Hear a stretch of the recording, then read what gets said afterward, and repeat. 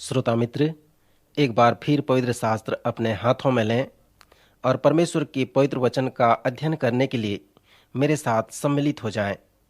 इस अध्ययन में हम पवित्र शास्त्र के संपूर्ण पुस्तकों का सर्वेक्षण विस्तार पूर्वक कर रहे हैं और हमारे सर्वेक्षण ने हमें ऐतिहासिक पुस्तक अर्थात पहला व दूसरा शमूएल तक ले आया है और दूसरे शमूएल से दाऊद के पाप को हम देख रहे हैं, जो हमारे लिए एक चेतावनी है।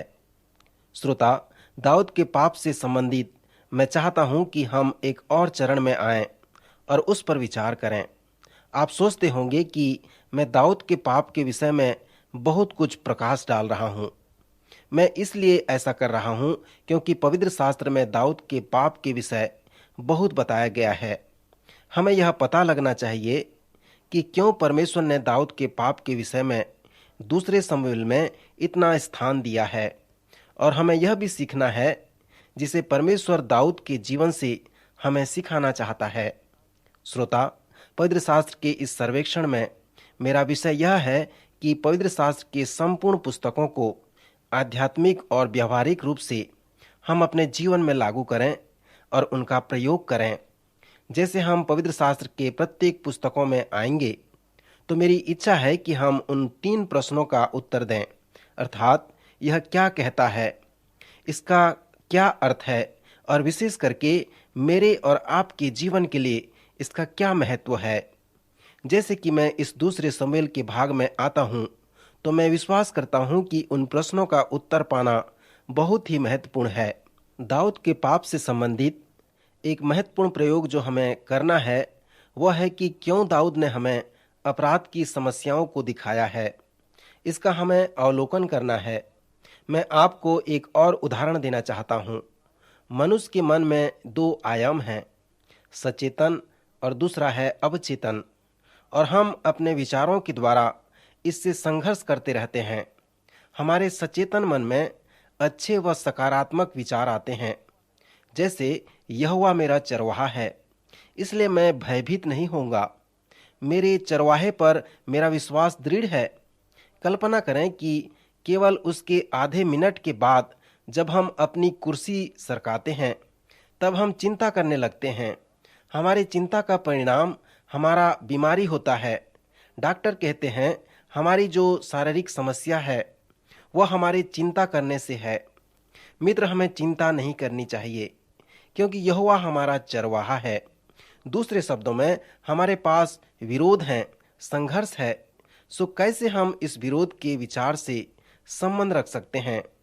मनोवैज्ञानिक कहते हैं हम अपने मन में एक दीवार का निर्माण करते हैं और हमारे विरोधी विचारों को 2 भागों में पृथक कर देते हैं। हमारे मन के एक भाग में हमारा विश्वास रहता है और हम कहते हैं यहोवा मेरा चरवाहा है। ऐसे समय में हम हमारे बीमारियों को भूल जाते हैं और यहोवा पर भरोसा रखते हैं। परंतु दूसरे भाग में हम चिंता करते हैं। हम भूल जाते हैं कि यहोवा हमारा चरवाहा है, हमें चिंता नहीं करनी चाहिए। मित्र, यह एक प्रकार का आत्मिक खंडित मनस्कता कहलाता है, अर्थात यह हमारे आत्मिक जीवन को खंडित करता है। हमारे मन में यह कोई गंभीर समस्या नहीं है, परंतु यह विचार हमारे सचेतन मन से निकलकर अवचेतन मन में प्रवेश कर जाता है और वहां पर हमेशा के लिए बना रहता है। हरेक के पास एक अच्छा स्मरण शक्ति होता है। यदि आपको पूछा जाए कि आप कब 8 वर्ष के थे, तो आप उसका उत्तर दे सकते हैं। आपका अवचेतन मन उस अद्भुत कंप्यूटर की तरह है जो एक बैंक की तरह आपके स्मरण को संचय कर रखता है। सो इस प्रकार आपके सचेतन मन से विचार निकलकर अवचेतन मन में प्रवेश कर जाता है और वहां पर हमेशा के लिए रहने लगता है। पवित्र शास्त्र बताता है कि इस प्रकार के विरोध के लिए हमें कैसे व्यवहार करने चाहिए। इसके विषय वचन में अनेक शब्द हैं जिसमें बताए गए हैं कि अपने विरोध का विश्लेषण करो। चिकित्सक भी आपको ऐसा ही बताएंगे।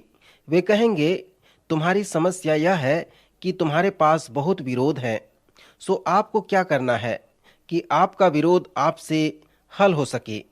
चिकित्सक आपके इस विरोध का हल नहीं कर सकते, क्योंकि वे कहेंगे और उनका यह विश्वास है कि यह एक धार्मिक विषय है, परंतु वे कहेंगे कि इसके निराकरण के लिए आपको स्वयं निर्णय लेना पड़ेगा। यदि धार्मिकता के प्रति आपके सत्यनिष्ठा का स्तर ऊंचा है और आपका जीवन उस स्तर में मापा नहीं जा रहा है, तो आप अपने आप को बीमार अनुभव करेंगे और आप अपने अवचेतन मन में विरोध को भरते जाएंगे। विरोध का जो तीव्र रूप है वो है दोष। दोष अच्छा भी होता है, क्योंकि यदि आप इसका अनुभव करते हैं तो आपके पास धार्मिकता का एक स्तर है, अर्थात आपके पास कुछ सत्यनिष्ठा है। आपके दोष का अर्थ यह है कि आप विश्वास करते हैं कि आपके स्तर में सही व गलत है और आप उस स्तर को नहीं छोड़ पा रहे हैं। प्रभु यीशु ने इसे इस प्रकार से बताया, शरीर का दिया आंख है, यदि तेरी आंख बुरी हो तो तेरा सारा शरीर भी अंधियारा होगा। इस प्रकार बहुत सारे लोग हैं जो इस प्रकार के अंधकार में रहते हैं। हमारे स्तर के अनुसार वे अनैतिक हो सकते हैं। पवित्र शास्त्र हमारे दोष को दूर करने के लिए इस प्रकार से कहता है कि जबकि शरीर का दिया आंख है और यदि आपका बाहरी दृष्टिकोण अच्छा है तो आपके संपूर्ण शरीर में उजियाला होगा। पवित्र शास्त्र बताता है कि जब हम इस प्रकार विश्वास करते हैं और ऐसा व्यवहार करते हैं, तब हम अपने दोष को दूर कर सकते हैं। अनेक लोग अपने पाप दोष की समस्या पर यह विचार करते हैं और कहते हैं कि हम में कोई गलती नहीं है, इसलिए वे अपने आप को दोषी नहीं कहते। सो इस समस्या से छुटकारा पाने का तरीका यह नहीं है। दाऊद कहता है कि जब हम परमेश्वर के स्तर तक आते हैं और अपने दोष को मान लेते हैं, तब हम इस समस्या से छुटकारा प्राप्त करते हैं। जब हम अपने पापों को मान लेते हैं, उससे पश्चाताप करते हैं, तब परमेश्वर हमारे प्राण को नाश होने से बचा लेता है और हमारा उद्धार करता है। सो दाऊद के पापमय कहानी से हम यही महत्वपूर्ण प्रयोग को सीख सकते हैं। फिर दाऊद के पापमय कहानी से अगला जो महत्वपूर्ण प्रयोग है जिसे हम देखते हैं, वह यह है कि किसी ने कहा है, जल्दी या देर में भी हर एक व्यक्ति को दावत में बैठना पड़ता है। दूसरा शमूएल के 11 से 18 अध्याय में हम दाऊद को दावत के भोज में बैठते हुए देखते हैं और इस प्रकार दाऊद की कहानी बताती है जो पवित्र शास्त्र के अनेक स्थानों में बताया गया है। दाऊद के पाप की कहानी पाप के 3 सच्चाइयों को और उद्धार के 3 सच्चाइयों को स्पष्ट करती है। पाप का जो पहला सच्चाई है वो है कि पाप के लिए दंड है। पवित्र शास्त्र में पाप का दंड एक मूल सच्चाई है। पाप हमेशा दंड की ओर अगुवाई करता है, अर्थात वर्तमान का दंड और भविष्य का दंड। इसलिए परमेश्वर ने स्वर्ग से प्रभु यीशु मसीह को इस संसार में भेजा और एक ही तरीका है जिससे कि हम अपने पाप के दंड से बच सकते हैं, और वह है क्रूस पर प्रभु यीशु मसीह की मृत्यु और उसके ऊपर विश्वास। मित्र, हम इस संसार में दंड आज्ञा के साथ आए हैं और उस दंड आज्ञा से छुटकारा पाने का एक ही रास्ता है कि हम प्रभु यीशु मसीह पर विश्वास रखें। यदि कोई विश्वास करेगा तो वह दंडित नहीं होगा, परंतु यदि कोई विश्वास नहीं करेगा तो वह दंड का भागी हो चुका, क्योंकि उसने प्रभु यीशु मसीह पर विश्वास नहीं किया। हम लोग भविष्य के दंड से बच गए हैं जो नरक है। जब प्रभु यीशु मसीह नरक के विषय बातें कर रहे थे, उन्होंने ग्रीक भाषा में जहन्नुम शब्द का प्रयोग किया। यरूशलेम के बाहर ये जहन्नुम एक ऐसा कूड़ा एकत्र करने का स्थान है जहां पर केंचुआ कभी नहीं मरता और आग भी कभी नहीं बुझती। आप उसके गंध को कई मील तक जान सकते हैं। सो जब लोग उस जहन्नुम के विषय सोचते थे तो वे उस बड़े कूड़ेदान के विषय में भी सोचा करते थे, परंतु प्रभु यीशु मसीह ने बताया कि नरक एवं वह बड़ा कूड़ादान समानार्थी हैं। पाप का अगला वर्तमान दंड है गुलामी या दासता। लोग आज स्वतंत्र नहीं हैं। पाप की गुलामी के विषय में प्रभु यीशु मसीह के पास अनेक बातें हैं। लोग आज जो करना चाहते हैं वे नहीं करते। लोग आज अपने मजबूरी और आदत के नियंत्रण में हैं, अर्थात लोग स्वतंत्र नहीं हैं। सो उद्धार के द्वारा लोग अपने गुलामी से स्वतंत्र हो जाते हैं। इसलिए वर्तमान और भविष्य के लिए पाप का दंड है। पाप की दूसरी सच्चाई है पाप की शक्ति। दाऊद के जैसे मनुष्य को पाप की शक्ति ने उसे पाप में गिरा दिया। सो इससे यह पता चलता है कि पाप के पास बड़ी शक्ति है। मैं विश्वास करता हूँ कि दाऊद की संपूर्ण कहानी पौलुस के कहे गए एक वचन अर्थात पहला कुरिन्थी 10वें अध्याय 12वें पद पर आधारित है, जिसमें ऐसा लिखा है, इसलिए जो समझता है कि मैं स्थिर हूँ वह चौकस रहे कि कहीं गिर न पड़े। फिर अगले पद में कहता है, परीक्षा में पड़ना साधारण बात है। दाऊद के जैसा व्यक्ति तो पाप के शक्ति में फंसकर गिर पड़ा, सो आप और मैं कौन हैं जो पाप के द्वारा नहीं फंस सकते। पाप के पास एक बड़ी शक्ति है, एक बड़ी सामर्थ है। कभी भी पाप के सामर्थ को कम न समझें। पाप की तीसरी सच्चाई है कि पाप के पास मूल्य है। यद्यपि मुद्रा की दर बढ़ रही है, फिर भी पाप का मूल्य बहुत ऊंचा है। रोमियो के 6वें अध्याय 23वें पद में पौलुस कहता है कि पाप की मजदूरी मृत्यु है। हाँ मित्र, पाप धीरे धीरे करके एक मूल्य को लाता है और एक दिन वह हमारे जीवन को मृत्यु तक ले आता है और हमें नाश कर डालता है। पाप के 3 सच्चाइयों से अधिक स्पष्ट उद्धार के 3 सच्चाइयों को बताया गया है। मित्र, पवित्र शास्त्र हमेशा एक सुंदर समाचार लेकर आता है। जब पवित्र शास्त्र पाप के 3 सच्चाइयों को बताता है अर्थात दंड, सामर्थ और मूल्य, परंतु पवित्र शास्त्र हमें तैयार करता है कि हम उद्धार के 3 सच्चाइयों के विषय में दूसरों को प्रोत्साहित करें। उद्धार की पहली सच्चाई यह है कि प्रभु यीशु मसीह ने पाप के सभी दंड को अलग कर दिया है। पवित्र शास्त्र इसे सुसमाचार या एक अच्छा समाचार कहता है। पाप के लिए जो परमेश्वर का दंड है, सुसमाचार ही उसका एकमात्र हल और एकमात्र साधन है। जब प्रभु यीशु मसीह निकोदेमुस के साथ रात भर बातें करते रहे, तब उन्होंने उसे अनेक शब्दों से कहा कि मैं ही परमेश्वर का एकलौता पुत्र हूँ, मैं ही परमेश्वर की ओर से एकमात्र साधन हूँ और मैं ही परमेश्वर की ओर से एकमात्र उद्धार करता हूँ। पिता के पास और कोई दूसरा साधन व दूसरा उद्धार करता नहीं है।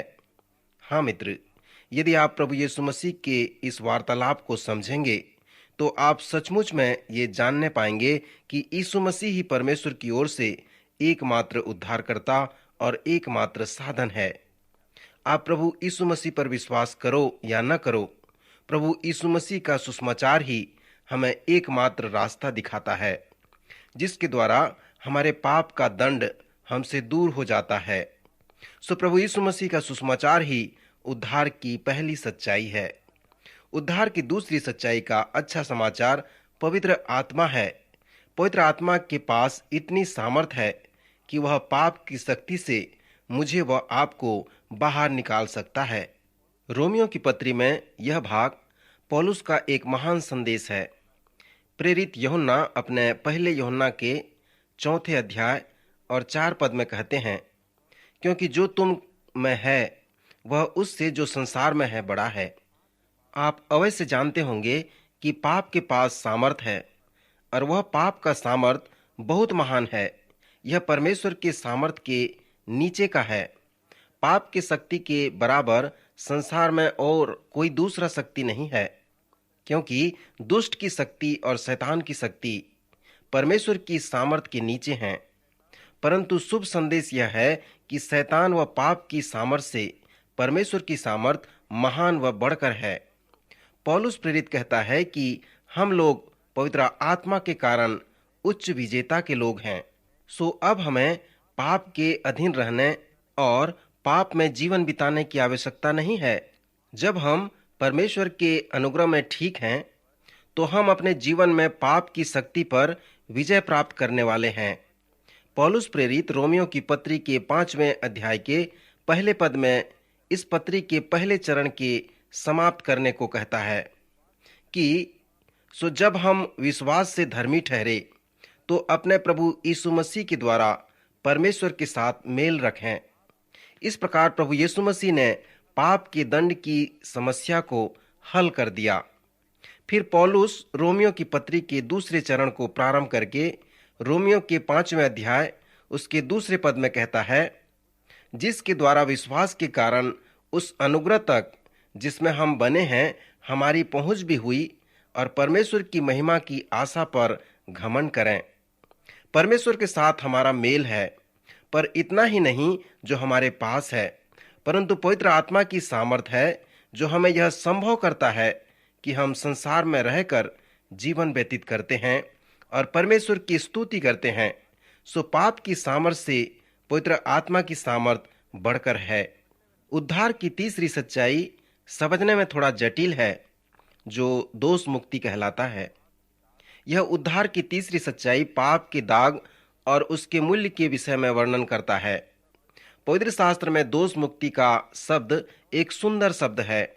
भजन 51 में दाऊद ने इस शब्द का उपयोग किया है। यह शब्द केवल नए नियम का ही नहीं है, परंतु यह संपूर्ण पवित्र शास्त्र का शब्द है। जब आप इतिहास की पुस्तकों को दूसरा शमूएल और राजाओं की पुस्तकों के साथ तुलना करेंगे तो आप यह जानने पाएंगे कि इतिहास की पुस्तकें दूसरी बार उस समय के इतिहास को पूरा करते हैं। सो इतिहास की पुस्तकें इतिहास को दोबारा प्रस्तुत करने के जैसा हैं। जब हम विचार करते हैं कि क्यों परमेश्वर ने इतिहास की पुस्तकों को दोबारा बतलाया है, जो कि लगभग 1000 बीसी से 500 बीसी तक का समय है, मित्र, यह इसलिए क्योंकि परमेश्वर इससे कुछ अच्छी बातें बताना चाहते हैं। विद्वान हमें बताते हैं कि शमूएल और राजा की पुस्तकें इतिहास के समय को पूरा करते हैं जिसे मनुष्यों ने देखा है, परंतु इतिहास की पुस्तकें इतिहास के समय को पूरा करते हैं जिस समय को परमेश्वर ने देखा है। पुराने रब्बी इतिहास की पुस्तकों को कहते हैं कि किसी वस्तु को छोड़ देना, क्योंकि वे लोग किसी वस्तु से मंत्रमुग्ध होते हैं। इसलिए परमेश्वर ने जब इतिहास की पुस्तकों को लिखा तब उसने उन सबों को छोड़ दिया। दूसरे शमूएल के उन सभी अध्यायों में दाऊद के पाप के विषय में बताया गया है, पर जब आप दाऊद के विषय इतिहास की पुस्तक में पढ़ते हैं तो आप उसके विषय में वहां पर पूर्ण रूप से नहीं प्राप्त कर सकेंगे, क्योंकि वहां पर संपूर्ण कहानी नहीं बताई गई है। इतिहास की पुस्तकों में दाऊद के पाप को निकाल दिया गया है, क्योंकि जब दाऊद ने अपने पाप से पश्चाताप किया और उसने मन फिराया तब परमेश्वर ने उसे माफ कर दिया और अपने खाते में से उसके पाप के दंड को हमेशा के लिए निकाल दिया। मित्र, आइए हम कल्पना करें कि परमेश्वर के पास हमारे जीवन का खाता है।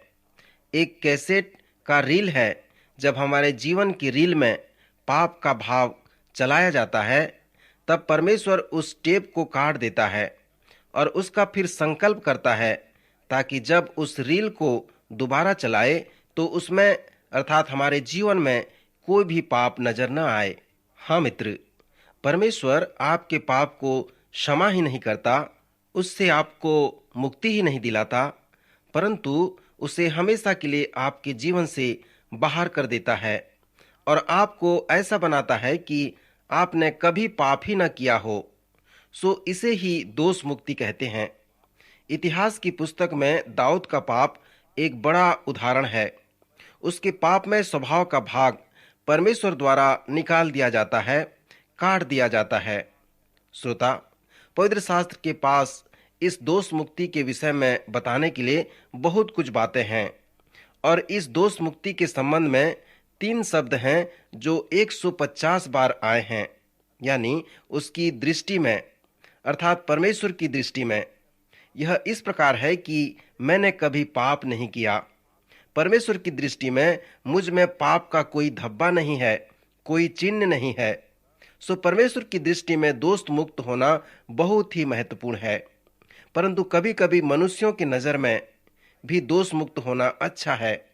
आइए हम कल्पना करें कि आपने एक हत्या की और आपको जेल हो गया, परंतु मैं आपके पास जेल में गया और मेरे जाने का जो मकसद था कि आप प्रभु यीशु मसीह पर विश्वास करें। जब आपने विश्वास किया तो परमेश्वर ने आपके सभी पाप माफ कर दिया। अब आप परमेश्वर की दृष्टि में निष्पाप हैं और आपने हत्या नहीं की है। आप अपने पाप अपराध से स्वतंत्र हो गए हैं। पर क्या आप जेल से स्वतंत्र हो सकते हैं? क्या आप मेरे साथ घर वापस जा सकते हैं? नहीं जा सकते, क्योंकि मनुष्यों की दृष्टि में आप एक हत्यारे हैं। सो परमेश्वर प्रभु यीशु मसीह में आपके दोष को दूर कर देता है, और इसलिए वह वचन में कहता है कि जाओ और पाप न करना। मार्टिन लूथर कहते हैं कि अक्सर जब हम पाप करते हैं तो हम किसी दूसरे के साथ पाप करते हैं, और हम उन्हें पाप की ओर अगुवाई करते हैं। और जब हमारा हृदय परिवर्तन होता है और जब हम उनके जीवन में जो धब्बा छोड़ जाते हैं तो क्या होता है? यही है समस्या। इसीलिए पवित्र शास्त्र कहता है कि मैं यह इसलिए तुझे लिख रहा हूं कि तू पाप न करे। हाँ मित्र, पाप में कोई भी अच्छाई नहीं है, क्योंकि पाप की मजदूरी मृत्यु है। यदि दाऊद के जैसे हम भी पश्चाताप करते हैं तो प्रभु परमेश्वर हमें भी माफ कर देता है। पाप बड़ा खतरनाक है। वह हमें धीरे धीरे नाश कर डालता है और अनंत पीड़ा में भेज देता है। इसलिए पवित्र शास्त्र में कहा गया है कि पाप न करना बहुत ही अच्छा है। प्रभु यीशु मसीह ने उस स्त्री से कहा जो व्यभिचार के पाप में पकड़ी गई थी, जा और पाप न करना। यीशु ने कहा, मैं तुझ पर दोष नहीं लगाता, परंतु जा और कभी पाप न करना। मित्र, कभी भी आप अपने बच्चों को पाप करने का विचार न दें। उन्हें हमेशा सिखाएं कि पाप न करना बहुत ही अच्छी बात है। दाऊद के जीवन को अपने जीवन में लागू करें। संपूर्ण पवित्र शास्त्र पाप के 3 सच्चाइयों को सिखाता है, अर्थात पाप के पास दंड है, पाप के पास सामर्थ है और पाप के पास कीमत है। क्या आपने दाऊद के जीवन में पाप के उन 3 सच्चाइयों को देखा? दाऊद के जीवन में पाप की जो 3 सच्चाई हैं वो बहुत ही स्पष्ट हैं। आप उसके जीवन में पाप के दंड को देखें। इसलिए दाऊद पश्चाताप और मन फिराव के प्रति बहुत चिंतित था। दाऊद ने विश्वास किया कि पश्चाताप और मन फिराव के द्वारा उसके पाप के दंड उससे दूर हो जाएंगे। तंबू की आराधना ने सुसमाचार को स्पष्ट किया और उसे लागू किया। तंबू की आराधना में जो बलिदान होते थे उसने भी सुसमाचार का प्रकट किया और उसे लागू किया ताकि पाप के दंड को अलग किया जा सके। इसलिए बलिदान ने पाप के दंड की समस्या को हल कर दिया। पाप के पास सामर्थ है। हमने दाऊद के उदाहरण को देखा। उसने पौलुस के उस वचन को अपने जीवन में लागू किया, अर्थात जो समझता है कि मैं स्थिर हूं वह चौकस रहे कि कहीं गिर न पड़े, क्योंकि परीक्षा में पढ़ना मनुष्य के लिए सरल है, परंतु हमें यह स्मरण करना है कि पाप की सामर्थ्य से परमेश्वर की सामर्थ्य महान व बढ़कर है। यदि हम उसमें बने रहते हैं तो वह हमें पाप से बचाता है। सो आज दाऊद की इस पापमय कहानी से परमेश्वर चाहता है कि हम पाप न करें। साथ ही साथ प्रभु यीशु मसीह भी कहता है, जाओ और पाप न करना। श्रोता, क्या आपने उद्धार के इन 3 सच्चाई को अपने जीवन में लागू किए हैं? यदि नहीं किए हैं तो उन्हें अपने जीवन में लागू करें। प्रभु आपके पाप को क्षमा करना चाहता है, आपको अनंत जीवन देना चाहता है। प्रभु इन वचनों द्वारा आपको आशीष दे, आपकी सहायता करे।